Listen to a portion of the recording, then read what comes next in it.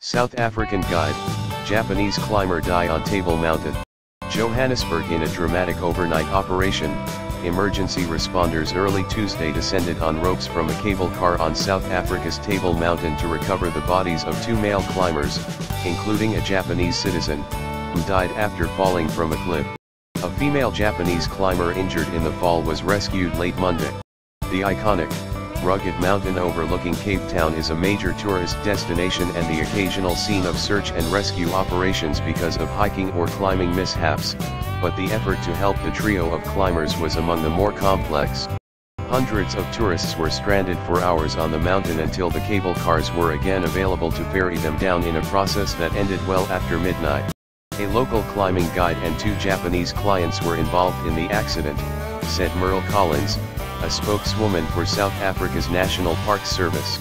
The climbers were secured with ropes just below the cable car station at the top of Table Mountain when they fell, possibly after one of them lost their footing and dragged the others down, said Johan Marais, spokesman for Wilderness Search and Rescue, a volunteer group.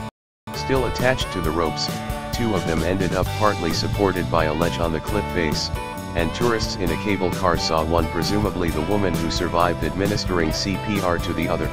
A rescue helicopter flew to the area, but Wilderness Search and Rescue members concluded that it would be easier to reach the climbers by lowering themselves on ropes from an opening in the floor of a cable car positioned above the accident site. After determining that 2 climbers were dead, they transferred the injured survivor to a harness that was raised into the cable car, said Marais, who was not at the scene. It was difficult to communicate with her because of the language difference, said Marais, who described the climber's condition as stable. She was taken to a Cape Town hospital. The bodies of her companions were recovered after the stranded tourists were taken off the mountain. The climbers were traversing a mountain route called Arrow Final. About 30 volunteers were involved in the rescue and recovery operation. In a separate incident, a helicopter on Tuesday was extracting a hiker who suffered an injury on Table Mountain, according to Marais. Cape Town residents tend to think of Table Mountain as part of their backyard or something in their front garden, he said. It's not that. It's an actual big mountain with large rocks and all the things that go with a mountain.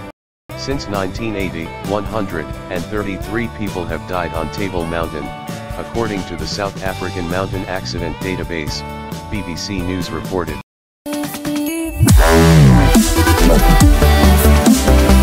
Wow.